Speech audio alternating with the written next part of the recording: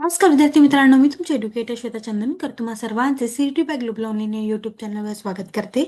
तर Maharashtra MCCET exam 2026 यासाठी आपण प्रिपेअर करत आहोत आणि त्यामध्ये आपला जो विषय आहे मॅथमॅटिक्स अँड स्टॅटिस्टिक्स, त्यामधले इम्पॉर्टंट PYQ प्रश्न म्हणजे प्रिव्हियस इयर क्वेश्चन्स आपण पाहत आहोत. त्यामुळे हा व्हिडिओ शेवटपर्यंत नक्की बघा. हा तुमच्या अभ्यासाला नक्कीच या पद्धतीचे प्रश्नांचा फायदा होईल आहे, कारण हे PYQ प्रश्न असणार आहे. आपली जी बॅच आहे ती 26 जानेवारीपासून आपण सुरू करतो आहे. जर का तुम्हाला इनरोल करायचं असेल तर तुम्ही दिलेल्या नंबरवर संपर्क करू शकता किंवा ग्लोबल ऑनलाईन ॲप स्टोअरवरून डाउनलोड करू शकता. ग्लोबल ऑनलाईन ॲप जर का तुम्ही डाउनलोड केले तिथे तुम्हाला डेमो क्लासेस सुद्धा अवेलेबल आहे, ते सुद्धा तुम्ही जाऊन बघू शकता. ग्लोबल ऑनलाईन आपल्यासाठी घेऊन आले आहे महाराष्ट्र MCCET एक्झाम 2026 यासाठीचा कम्प्लीट कोर्स, ज्यामध्ये तुम्हाला डेली लाईव्ह लेक्चर्स मिळणार आहेत, टॉपिक वाईज प्रॅक्टिस MCQs मिळणार आहेत, फुल सिलेबस नोट्स मिळणार आहे, सोबतच फुल सिलेबस मॉक टेस्ट मिळणार आहे, फुल सिलेबस MCQ सिरीज मिळणार आहे आणि लॅपटॉप आणि वेब फी सुद्धा मिळणार आहे. त्याची जी फीस आहे ती 4,000 रुपये आहे आणि नवीन बॅच आपले 26 जानेवारीपासून आपण सुरू करतो आहे. तुम्हाला इनरोल करायचं असेल तर तुम्ही दिलेल्या नंबरवर संपर्क करू शकता. चला तर मग आपण सुरुवात करूया आपल्या प्रश्नांना. If x1, x2, x3, x4, x5, x6 are in GP, geometric progression, and x3 is 686, find the 10th place of digit of x4. याचा x4 चा आपल्याला 10th डिजिट पाहायचा आहे. ठीक आहे.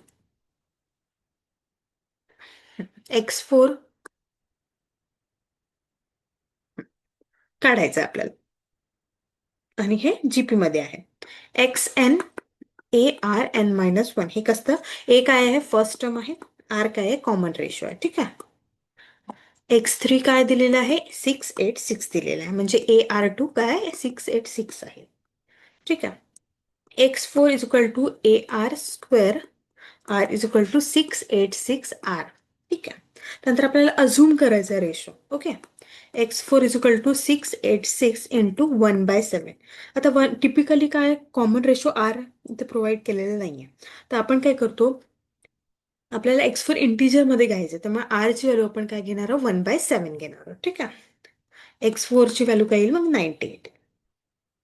ठीक आहे. आणि मग काय द डिजिट ते 98 आल्यामुळे the digit in the 10th place is 9. 10व्या ज्या डिजिटवर म्हणताय ना ते काय येणार आहे 9 येणार आहे.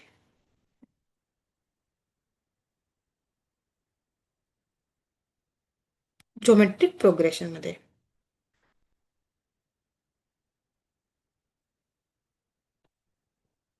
ओके.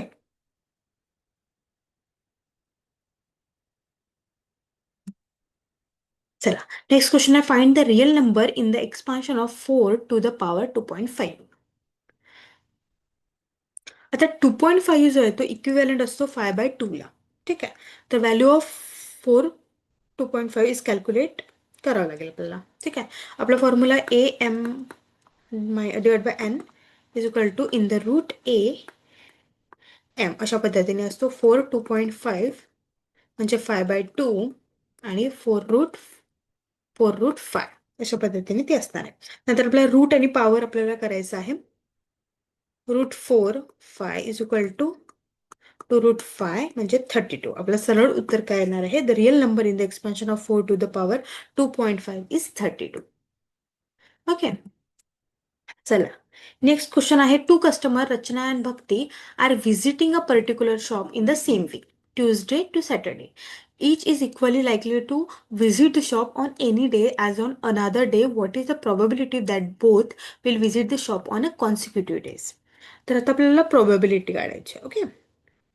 ट्यूजडे, आता टी, वेडनेसडे, थर्सडे, फ्रायडे आणि सॅटरडे, 5 दिवस झाले. किती 5 डेज.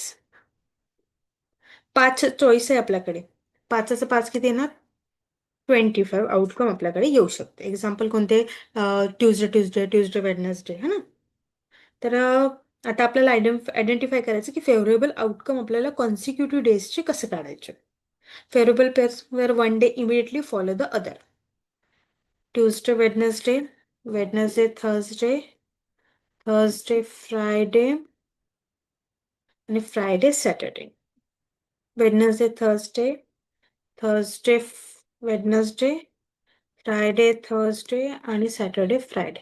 असे आपल्याला 8 कॉन्सिक्युटिव्ह डेज मिळतात. कॉन्सिक्युटिव्ह म्हणजे एक समोर मागे, जसं बुधवार गुरुवार, गुरुवार शुक्रवार, शुक्रवार गुरुवार, गुरुवार बुधवार, असं नाही. शुक्रवार बुधवार, शुक्रवार रविवार, असं नाही. ठीक आहे, कॉन्सिक्युटिव्ह म्हणजे किती झाले आपले? 8 आलेले आहे. तर प्रोबॅबिलिटी किती होणार आहे आपली? 8 होणार आहे फेवरेबल.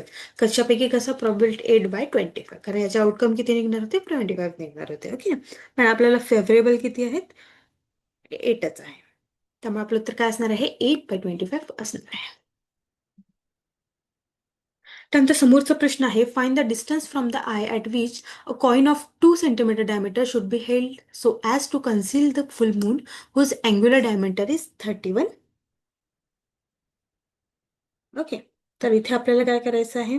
थिटा दिलेला आहे आपल्याला 31/60 असा त्याचा अर्थ होतो या डॅशचा. 31/60 इंटू π/180 रेडियन. ठीक आहे, आता आपल्याला स्मॉल अँगल घ्यायचा आहे approximately. Theta is equal to D/L. L is equal to D/θ. तर D ची व्हॅल्यू आपल्याला दिली आहे 2 cm. 2 म्हणजे 0.02 cm. ओके, आता आपल्याला डिस्टन्स कॅल्क्युलेट करायचं आहे. 0.02 31/60 हे जे आहे ना, ते टाकायचं आपल्याला इथे. 0.02 इंटू 60 आणि 180 वर जाणार, डिवाइड बाय 31/π, म्हणजे काय? 221.7 cm हे जे आहे आपलं उत्तर असणार आहे.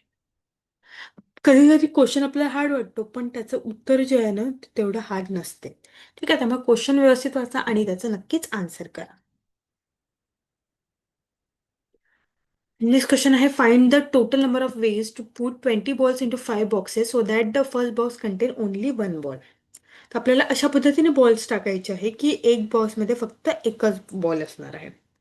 ठीक आहे, the number of ways to choose 1 ball from 20. तर सी काय येईल? 20 आणि 1 म्हणजे 20 वेज.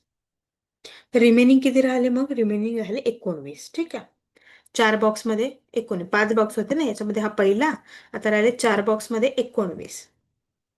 ठीक आहे, त्यामुळे आपलं उत्तर काय असणार आहे? सरळ उत्तर आहे 20 × 4 = 19. तर to find the total of ways we multiply. आपल्याला काय करायला लागेल? मल्टिप्लाय करावं लागेल total ways. Way to choose a ball from the first box, एका बॉक्समधून घ्यायचे, परत 20 आले आहे. त्यानंतर इंटू दुसरा बॉक्स म्हणजे 4 जे आहे ते 20 × 4 हे आपलं उत्तर असणार आहे. ठीक आहे, थोडं वेगळ्या पद्धतीचे प्रश्न आहे जे आपल्याला सॉल्व्ह करायचे होते. ठीक आहे, अशा पद्धतीने आपण काही महत्त्वाचे प्रश्न इथे सॉल्व्ह केलेले आहे. होप तुम्हाला समजले असेल आणि आपल्या अभ्यासाला म्हणजे तुमच्या अभ्यासाला नक्कीच तुम्हाला मदत होईल याची. Okay everyone, that's it for today. Thank you so much.